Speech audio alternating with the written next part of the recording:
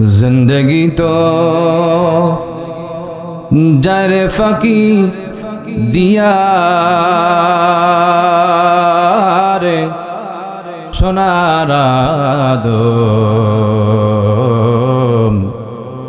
जिंदगी तो जाए फाकी दिया जिंदगी तो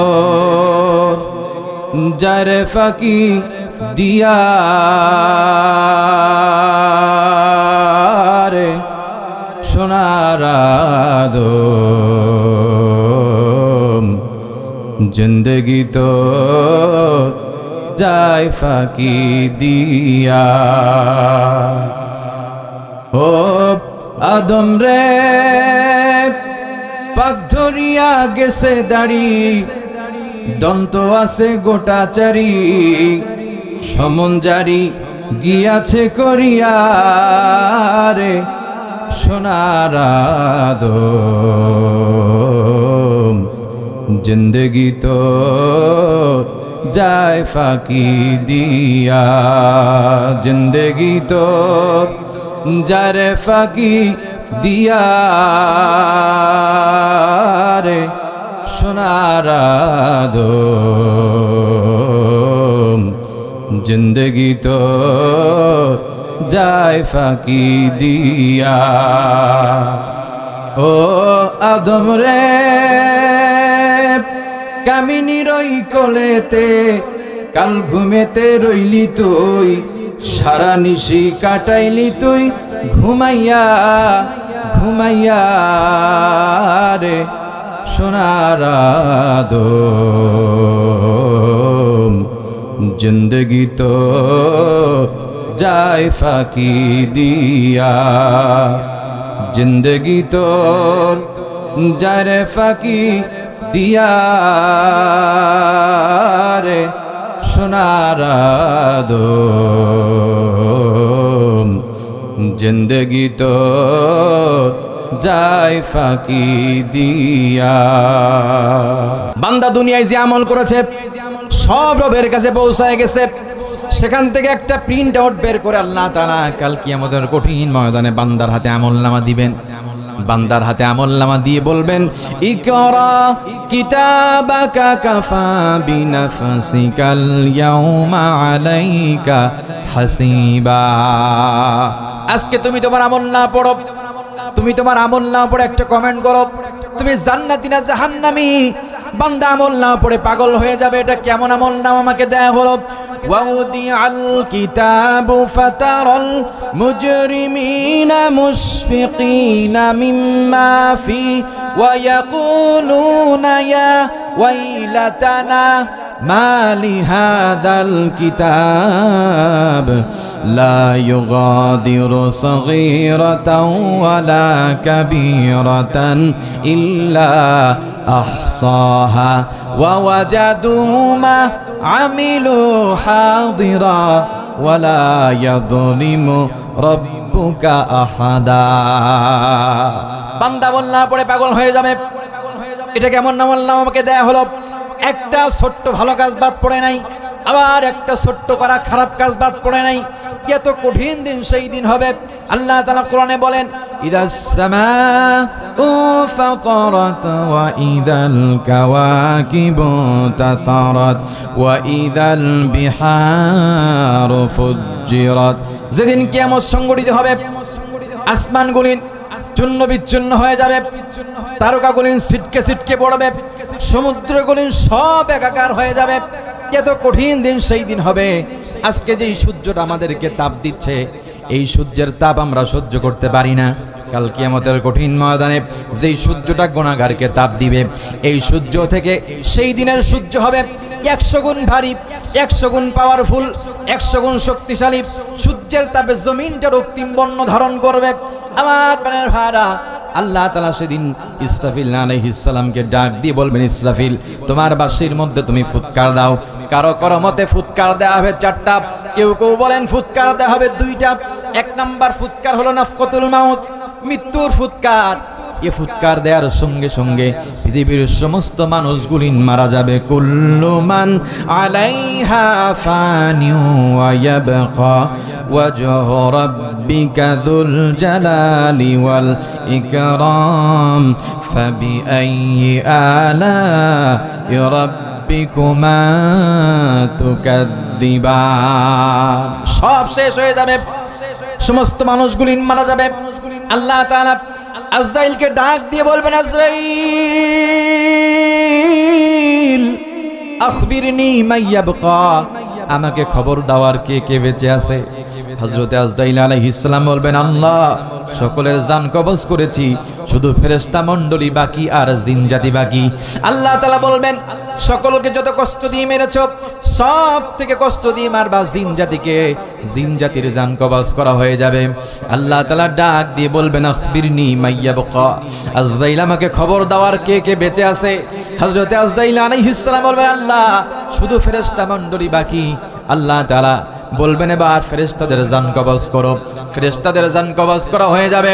আল্লাহ তাআলা ডাক দিয়ে বলবেন, আজরাইল আমাকে খবর দাও, আখবিরনি মাইয়াবকা, আর কে কে বেঁচে আছে। হযরত আজরাইল আলাইহিস সালাম বলবেন, আর মাত্র 4 জন ফেরেশতা বাকি। একজন হলেন হযরত জিবরাইল আলাইহিস সালাম, আর 2 নম্বর হযরত মিকাইল আলাইহিস সালাম, 3 নম্বর হযরত ইসরাফিল আলাইহিস সালাম, আর আমি তোমার হুকুমের গোলাম আজরাইল। আল্লাহ তাআলা বলবেন, এবার 3 জনের জান কবজ করো। 3 জনের জান কবজ করা হয়ে যাবে। আল্লাহ তাআলা আবার ডাক দিয়ে বলবেন, আখবিরনি মাইয়াবকা, আজরাইল আমাকে খবর দাওয়ার কে কে বেঁচে আছে।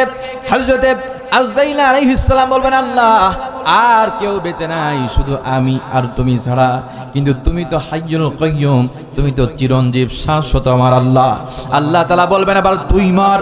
তুই মর। এই কথা শোনার সঙ্গে সঙ্গে হযরত আজরাইলের কাঁপুনি ছুটে যাবে, হযরত আজরাইলের কাঁপুনি ধরে যাবে।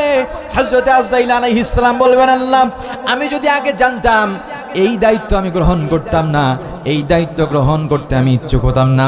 আমি এই দায়িত্ব আমার ভাই ইসরাফিলকে দান করতাম, তার সিংহায় ফুৎকারের দায়িত্ব আমি গ্রহণ করতাম। নতুবা ভাই জিবরিলকে দান করতাম, আমি তার ওহী বন্টনের দায়িত্ব গ্রহণ করতাম।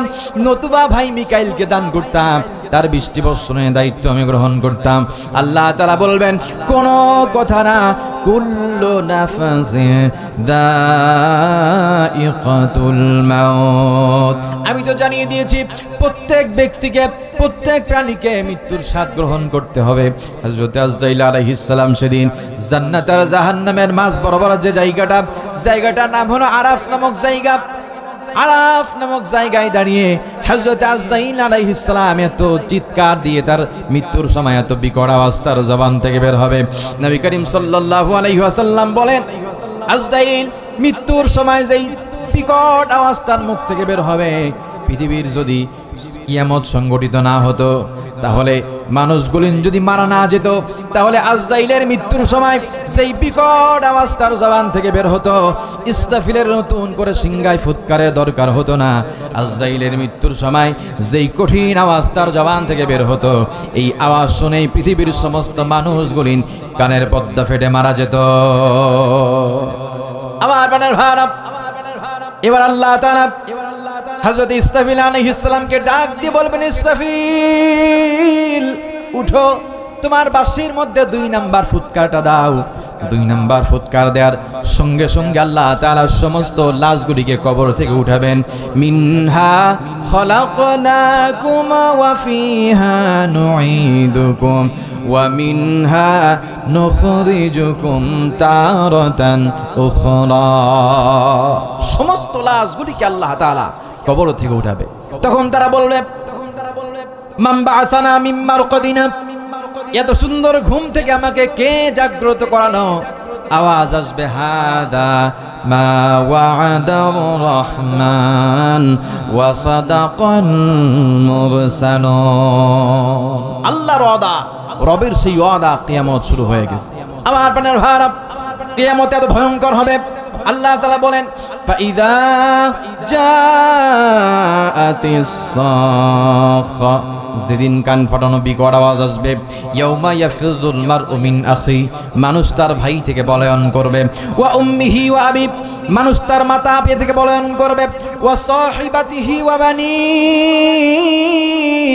মানুষ তার স্ত্রী সন্তান সন্ততি থেকে পলায়ন করবে। এত কঠিন দিন সেই দিন হবে, যে যারা আমল নামা নিয়ে ব্যস্ত থাকবে একে অপরের দিকে তাকানোর সময় তারা পাবে না। রাসূল করিম সাল্লাল্লাহু আলাইহি ওয়াসাল্লাম বলেন, ইহশারুন নাস ইয়াউমাল কিয়ামাতি হুফাতান উরাতান গুরলা। কুলতু ইয়া রাসূলুল্লাহ সাল্লাল্লাহু আলাইহি ওয়াসাল্লাম আর-রিজালু ওয়ান-নিসাউ জামিআ। নবী করিম সাল্লাল্লাহু আলাইহি ওয়াসাল্লাম হাদিসের মধ্যে বলেন, কাল কিয়ামতের কঠিন ময়দানে সমস্ত মানুষকে একত্রিত করা হবে। হুফাতান উরাতান গুরলা, খাতনাবিহীন অবস্থায়, উলঙ্গ অবস্থায় খালি পায়ে মানুষকে উঠানো হবে। মা আয়েশা সিদ্দিকা রাদিয়াল্লাহু তাআলা বলেন, নবীজি, মানুষকে একই ময়দানে উঠানো হবে, অথচ নারী পুরুষ, নারীরাও সেই ময়দানে থাকবে, পুরুষেরাও সেই ময়দানে থাকবে, অথচ উলঙ্গ থাকবে। কারো দেখে কি কারো লজ্জা লাগবে না গো নবীজি? নবী করিম সাল্লাল্লাহু আলাইহি ওয়াসাল্লাম বলেন, আয়েশা, তুমি লজ্জার কথা বলতেছো, ওই দিনটা এই দিনের মতো হবে না রে আয়েশা। ওই দিনটা এত ভয়ঙ্কর দিন হবে, এত কঠিন দিন সেই দিন হবে, যে যারা আমল নামা নিয়ে ব্যস্ত থাকবে একে অপরের দিকে তাকানোর সময় পাবে না। যেদিন কেহ আসবে না কারো কোনো কাজে, যেদিন পাপী পাপের বোঝাই মরবে না যে, যেদিন কেহ আসবে না কারো কোনো কাজে, যেদিন পাপী পাপের বোঝাই মরবে না যে, পুলসিরাত পার হতে গিয়ে পিছলে যাবে কত পথিক, আবার কেহ পুণ্য নিয়ে পার হয়ে যাবে ঠিক ঠিক। সে মহাদিনে মহাক্ষণে, সে মহাদিনে মহাক্ষণে পার করে তুমি দিও মালিক, তুমি জান্নাতে, তোমার কাছে আমার একটি ঘর বানিয়ে দিও,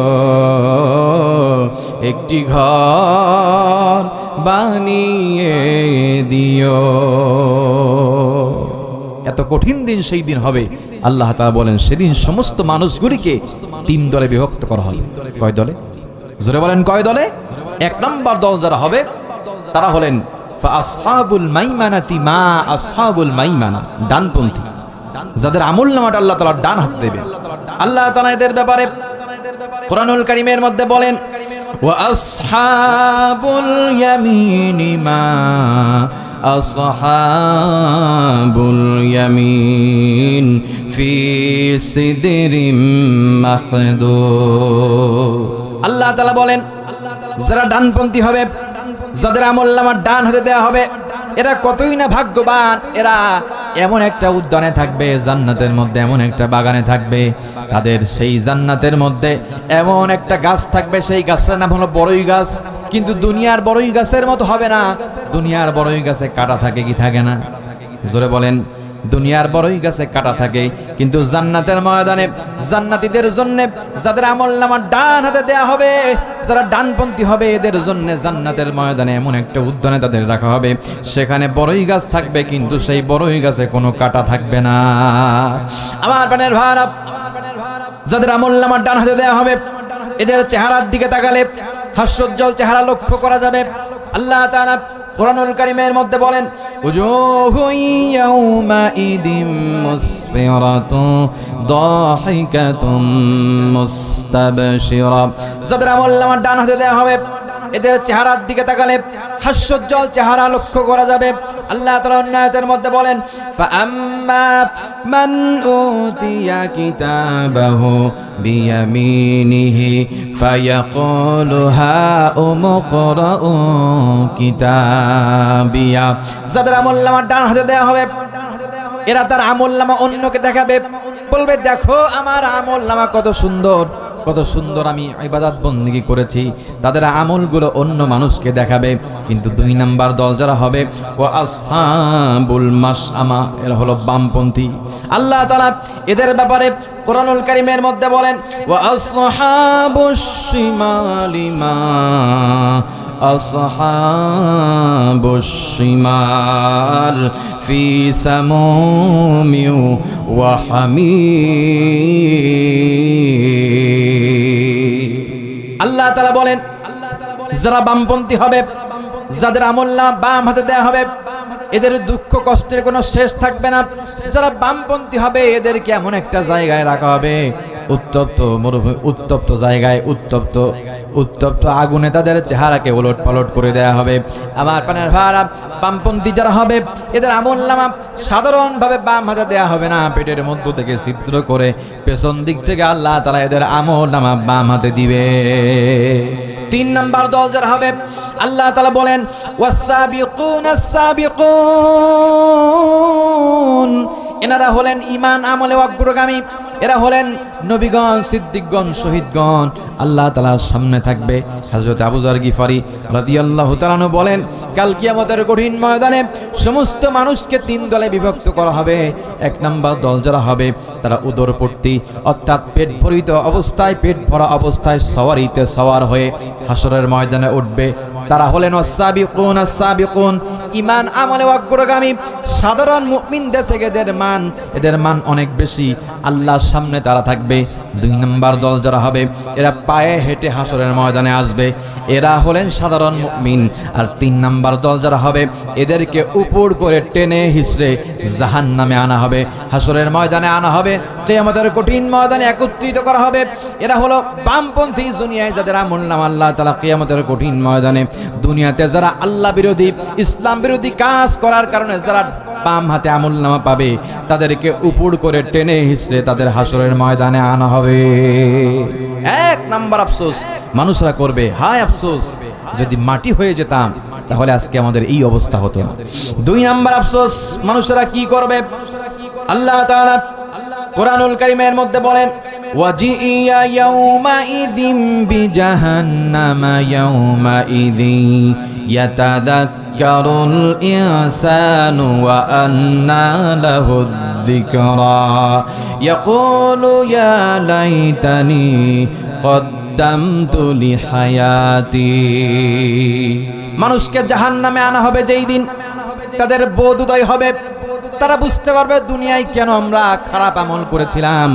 তারা আফসোস করে বলবে, হায় আফসোস, দুনিয়ায় যদি আমরা ভালো আমল করতাম, আখিরাতের জন্য যদি পুঁজি সঞ্চয় করতাম, পরকালের জন্য কিছু পাথেয় জোগাড় করতাম, অর্জন করতাম, তাহলে আজকে আমাদের এই দুরবস্থা হতো না। কিন্তু আমরা সেটা করি নাই। আমরা সন্তানাদির মায়ায় পড়ে হালাল হারাম দেখি নাই, বাস বিচার করার ক্ষমতা আমাদের হয় নাই, সন্তানের জন্য সম্পদ জমা করেছি। আল্লাহ তাআলা এই জন্য বলেন, ইয়াউমা লা ইয়ানফাউ মালুন ওয়ালা বানুন ইল্লা মান আতাল্লাহা বিকলবিন সালিম। কাল কিয়ামতের কঠিন ময়দানে এ সম্পদের সন্তান কোনো কাজে আসবে না। ইন্নামা আমওয়ালুকুম ওয়া আওলাদুকুম ফিতনা। এ সন্তান, এ সম্পদ একদিন ফিতনা হয়ে দাঁড়াবে। আমার প্রাণের ভাইরা, আজকে আমরা সন্তানের জন্য সম্পদ জমা করে যাই, হালাল হারাম দেখি না। সন্তানের জন্য আমরা সম্পদ নষ্ট করা, সম্পদ তৈরি করার জন্য আমরা ব্যতিব্যস্ত হয়ে পড়ি। কিন্তু সাহাবায়ে কেরাম তাদের সন্তানের জন্য কি রেখে গিয়েছেন? তারা দুনিয়াকে বিসর্জন দিয়ে আখিরাত কেন্দ্রিক জীবন পরিচালনা করেছেন। আল্লাহ নবী, বিশ্ব নবীর একজন সাহাবী, নাম হলো হযরত আব্দুল্লাহ ইবনে মাসউদ রাদিয়াল্লাহু তাআলা আনহু। দেখেন কত বড় মাপের একজন সাহাবী। আমার প্রাণের ভাইরা, হযরত আব্দুল্লাহ ইবনে মাসউদ রাদিয়াল্লাহু তাআলা আনহু একদিন রাতের অন্ধকারে কাফেলার সঙ্গে হেঁটে যাচ্ছে। হঠাৎ করে রাসূল পাক সাল্লাল্লাহু আলাইহি ওয়াসাল্লামের সাহাবী হযরত ওমর রাদিয়াল্লাহু তাআলা আনহুর শাসনামল তিনি ছদ্মবেশে রাস্তা দিয়ে হেঁটে যায়। অন্ধকার রাত, কাফেলার মধ্যে একজন বলল, কোরআনের মধ্যে সব থেকে হতাশাব্যঞ্জক আয়াত কোনটি? তখন জবাব আসলো, ওয়ামাই ইয়ামাল মিসকালা যাররাতিন শাররান ইয়ারা। বান্দা যদি দুনিয়ায় যাররা পরিমাণ খারাপ আমল করে, যাররা পরিমাণ অসৎ আমল করে, কাল কিয়ামতের কঠিন ময়দানে এর প্রতিদান তাকে দেয়া হবে। এই আয়াত শোনার সঙ্গে সঙ্গে হযরত ওমর রাদিয়াল্লাহু তাআলা চোখ দিয়ে দরদর করে পানি নামতেছে। কাফেলা সামনের দিকে যায়, হযরত ওমর রাদিয়াল্লাহু তাআলা পেছন দিক থেকে যায়। আবার কিছুক্ষণ পরে কাফেলার মধ্য থেকে একজন জিজ্ঞেস করলো, কোরআনের মধ্যে সব থেকে আশা ব্যঞ্জক আয়াত কোনটি? আশা যোগায় কোন আয়াত? তখন কাফেলার মধ্য থেকে জবাব আসলো, কাফেলার মধ্য থেকে উত্তর আসলো, লা তাকনাতু মির রাহমাতিল্লাহ। বান্দা যত অপরাধ করুক না কেন, আমি আল্লাহর রহমত থেকে যেন বান্দা নিরাশ না হয়। বান্দার গুনাহ থাকতে পারে জমিন ভরা, একটা বার যদি বান্দা আমার কাছে রোনা জারি করে, তাওবার 5টা সত্য মেনে যদি বান্দা আমার কাছে তাওবা করার মতো তাওবা করতে পারে, আমি আল্লাহ অবশ্যই বান্দার তাওবা কবুল করে নিব। অর্থাৎ লা তাকনাতু মির রাহমাতিল্লাহ, আমার রহমত থেকে যেন বান্দা নিরাশ না হয়। তোমারি করুণা ঘেরা সারা দুনিয়া, সে কথা ভাবে না শুধু বধির হিয়া। তোমারি করুণা ঘেরা সারা দুনিয়া, সে কথা ভাবে না শুধু বধির হিয়া। কখনো তোমারে যদি ভুলি, হেদায়েতের আলো জেলে নিয় কাছে তুলি। কখনো তোমারে যদি ভুলি, হেদায়েতের আলো জেলে নিয় কাছে তুলি। ঠাই দিও প্রিয়তম, ঠাই দিও প্রিয়তম, ও গো দয়াবান। তুমি রহমান, তুমি মেহেরবান। অন্ধ গাহে না শুধু তোমারি গুণগান, বোঝে ও বোঝে না তব শান। তুমি রহমান, তুমি মেহেরবান। আল্লাহর মতো দয়ার কেউ আছে? জোরে বলেন, কেউ আছে?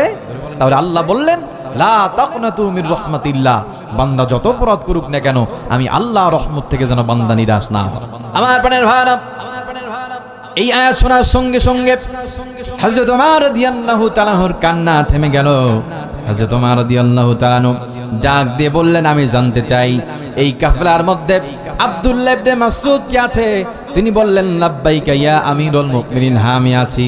বলছে, আমার মন বলেছে এত বড় জ্ঞান গর্ব কথা আব্দুল্লাহ ইবনে মাসউদের জবান থেকে ছাড়া আর কারো জবান থেকে বের হতে পারে না। সেই আব্দুল্লাহ ইবনে মাসউদ রাদিয়াল্লাহু তাআলা যখন অন্তিম শয্যায় শায়িত হয়েছেন, মনোযোগ দিয়ে শ্রবণ করবেন, যখন তিনি অন্তিম শয্যায় শায়িত হলেন, তখন হযরত ওসমান রাদিয়াল্লাহু তাআলা আনহুর শাসনামল তিনি তাকে দেখতে গেলেন। সেই সময় তাদের মধ্যে শিক্ষা নিয়ে কথোপকথন শুরু হয়ে গেল, ডায়লগ শুরু হয়ে গেল। হযরত ওসমান রাদিয়াল্লাহু তাআলা তাকে বললেন, মা তাশতাকি, আপনার অসুখটা কি জানতে চাই। তিনি বললেন, দুনুবি, আমার পাপই হলো আমার সব থেকে বড় অসুখ। হযরত ওসমান রাদিয়াল্লাহু তাআলা আনহু তিনি বলেন, মা তাশতাহি, আপনার শেষ ইচ্ছা কি, আপনার কামনা কি, আপনার বাসনা কি? তিনি বললেন, রহমাতু রাব্বি, আল্লাহর থেকে রহমত, এটাই আমার শেষ ইচ্ছা। তিনি বলেন, আমি কি কোনো ডাক্তার আপনার জন্য ডাকবো নাকি, যেই ডাক্তার আপনাকে সুস্থ করতে পারে?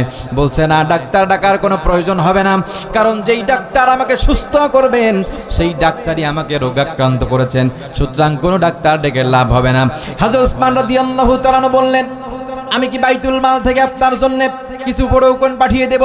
আপনি মৃত্যুবরণ করার পর যেটা আপনার কন্যাদের কাজে আসবে, তিনি বলেন, আপনি যেই চিন্তা করছেন আমি এক মুহূর্তের জন্য সেই চিন্তা করি না। আপনি মনে করতেছেন আমি মৃত্যুবরণ করার পরে আমার কন্যারা দারিদ্রতার কষাঘাতে না খেয়ে মারা যাবে, কিন্তু আল্লাহর কসম আমি কোশ্চিন কালে এই চিন্তা করি না। কারণ আমি নবীজিকে বলতে শুনেছি, মান ক্বরাআ সূরাতাল ওয়াকিয়া কুল্লু লাইলাতিন লাম তুসিবহু ফাকিতুন আবাদা, যেই ব্যক্তি প্রত্যেক রাতে সূরা ওয়াকিয়া পাঠ করবে সেই ব্যক্তি কোনোদিন দারিদ্রতার কষাঘাতে না খেয়ে মারা যাবে না। আমার প্রাণের ভাইরা, সাহাবায়ে কেরাম দুনিয়াকে বর্জন করে আখিরাত কেন্দ্রিক জীবন পরিচালনা করেছেন, এজন্য তারা জান্নাতের সার্টিফিকেট দুনিয়া থেকে পেয়েছেন। কথা বলুন ঠিক কিনা আমার প্রাণের ভাইরা? তাহলে 2 নাম্বার আফসোস সেদিন মানুষরা করবে, হায় আফসোস আমরা যদি পরকালের জন্য কিছু পাঠাতাম তাহলে আজকে আমাদের এই দুরবস্থা হতো না। 3 নাম্বার আফসোস মানুষরা কি করবে?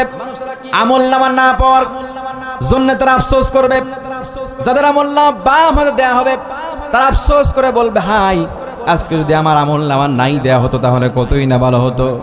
কারণ আমলনামা খুলেই দেখবে কোনো ভালো কাজ নাই, শুধু খারাপ কাজ দিয়ে ভরা। এজন্য তারা আফসোস করে বলবে, হায় আফসোস যদি আজকে আমার আমলনামা নাই দেয়া হতো তাহলে কতই না ভালো হতো। কিন্তু আফসোস করে কোনো লাভ হবে না। 4 নাম্বার আফসোস সেদিন কি করবে? 4 নাম্বার আফসোস মানুষরা করবে সৎসঙ্গ গ্রহণ না করার কারণে। দুনিয়ায় যদি সৎসঙ্গ গ্রহণ করতাম তাহলে এই অবস্থা হতো না। আল্লাহ তাআলা কোরআনুল কারীমের মধ্যে বলেন, ইয়া ওয়াইলাতা লাইতানি লাম আত্তাখিদ ফুলালান খলিলা, হায় আফসোস দুনিয়ায় যদি আমরা অমুককে বন্ধুরূপে গ্রহণ না করতাম তাহলে আজকে আমাদের এই অবস্থা হতো না। সঙ্গ দোষে লোহা ভাসে, লোহা কি কোনোদিন ভাসে? কথা বলেন। কিন্তু ওই দেখবেন একটা নৌকা যখন কাঠের সঙ্গে পেরেক মারা হয়, লোহা সংযুক্ত করা হয়, তখন ওই কাঠ তার সঙ্গ হওয়ার কারণে কিন্তু লোহাটা ভাসে। তাহলে আপনার সন্তান কেমন তার সঙ্গ দেখলে বোঝা যাবে। শেখ সাদী রহমতুল্লাহ আলাইহি অত্যন্ত জ্ঞানী মানুষ। তিনি একদিন গোসল করতে গিয়ে কি যেন মনে হয়েছে, মাটি হাতে নিয়ে দেখে, নাকের ধারে নিয়ে দেখে মাটি থেকে ফুলের সুঘ্রাণ আসতেছে। জোরে বলেন সুবহানাল্লাহ।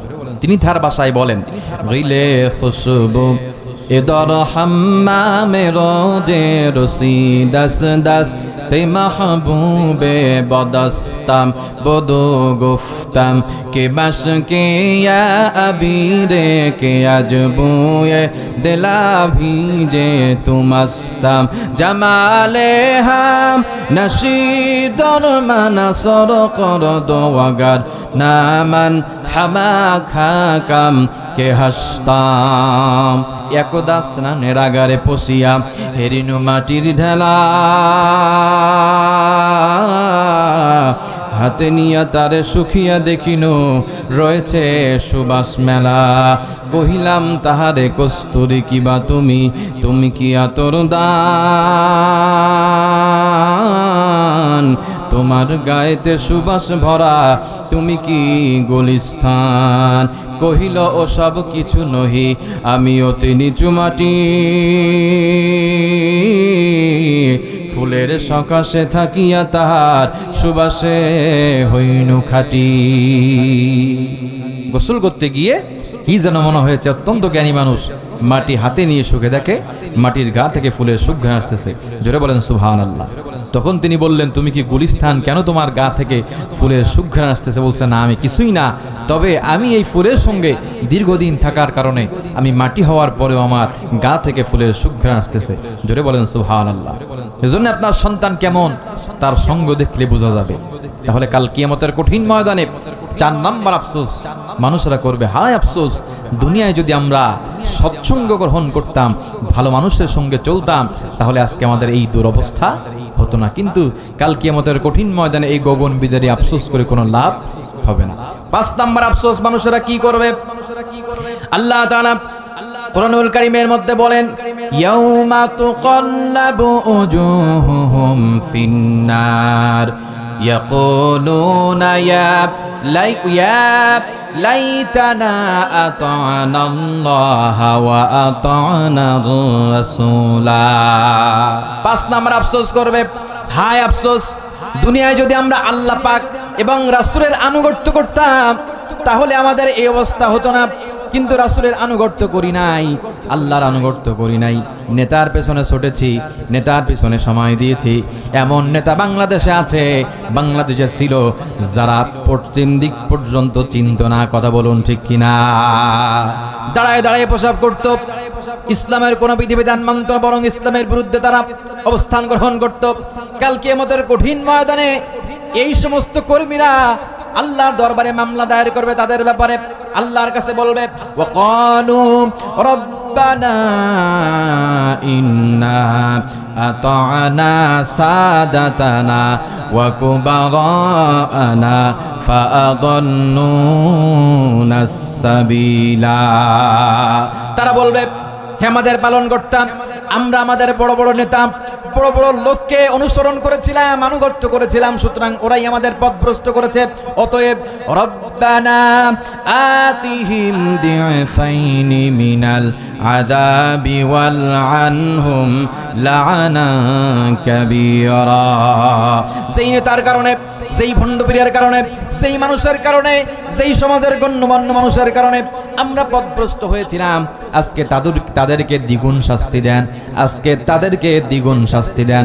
অন্য বন্দনায় জাহান্নামে যাওয়ার আগে সেই দিন কর্মীরা বলবে, সেই সমস্ত নেতাদেরকে আমাদের পায়ের কাছে আনেন, অন্তত জাহান্নামে যাওয়ার আগে আমাদের পা দিয়ে তাদের বুকের উপরে একটু দাঁড়াই, বুকের উপরে পা দিয়ে জাহান্নামে যাই, অন্তত আমরা নিজের মনটাকে সান্ত্বনা দিতে পারবো। আমার প্রাণের ভাইরা, এজন্য আফসোস করতে হবে, এখন থেকে পুঁজি সঞ্চয় করতে হবে, কাল কিয়ামতের কঠিন ময়দানে যা আফসোস করা না লাগে। মৃত্যুবরণ করার সঙ্গে সঙ্গে আমাদের শরীর থেকে 6 দিন পরে নখগুলো পর্যন্ত খসে যাবে, মাথার চুলগুলো খসে যাবে, কিছুই থাকবে না। যেগুলো নিয়ে আজকে বড়াই করতেছি, অঙ্গ প্রত্যঙ্গগুলো কাল কিয়ামতের কঠিন ময়দানে আমাদের বিপক্ষে সাক্ষ্য দিবে।